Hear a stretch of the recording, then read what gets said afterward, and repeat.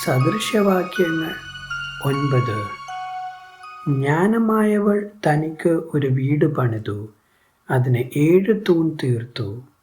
അവൾ മൃഗങ്ങളെ അറുത്തു, വീഞ്ഞ് കലക്കി തൻ്റെ മേശ ചമയിച്ചുമിരിക്കുന്നു.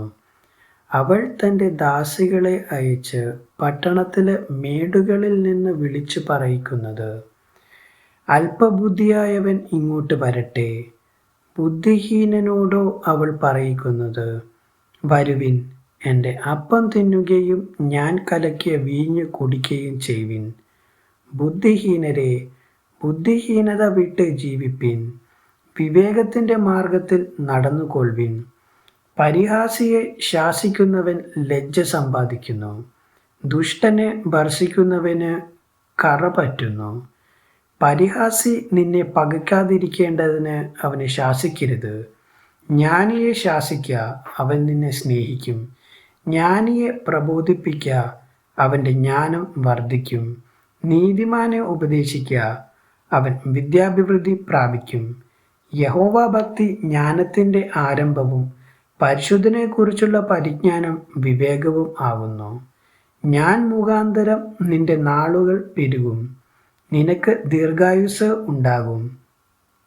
നീ ജ്ഞാനിയായിരിക്കുന്നുവെങ്കിൽ നിനക്കു വേണ്ടി തന്നെ ജ്ഞാനിയായിരിക്കും. പരിഹസിക്കുന്നുവെങ്കിലോ നീ തന്നെ സഹിക്കേണ്ടി വരും.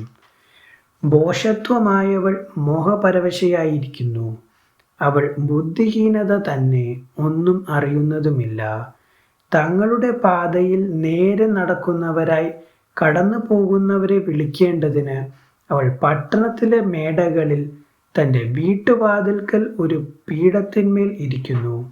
അല്പബുദ്ധിയായവൻ ഇങ്ങോട്ട് വരട്ടെ. ബുദ്ധിഹീനനോടോ അവൾ പറയുന്നത്, മോഷ്ടിച്ച വെള്ളം മധുരവും ഒളിച്ചു തിന്നുന്ന അപ്പം രുചികരവും ആകുന്നു. എങ്കിലും മൃതന്മാർ അവിടെ ഉണ്ടെന്നും അവളുടെ വിരുന്നുകാർ പാതാളത്തിൻ്റെ ആഴത്തിൽ ഇരിക്കുന്നു എന്നും അവൻ അറിയുന്നില്ല. ദൈവവചനം തുടർന്നും കേൾക്കുവാൻ ഈ വീഡിയോ ലൈക്ക് ചെയ്യുകയും ചാനൽ സബ്സ്ക്രൈബും ചെയ്യുക. ദൈവം നിങ്ങളെ അനുഗ്രഹിക്കുമാറാകട്ടെ.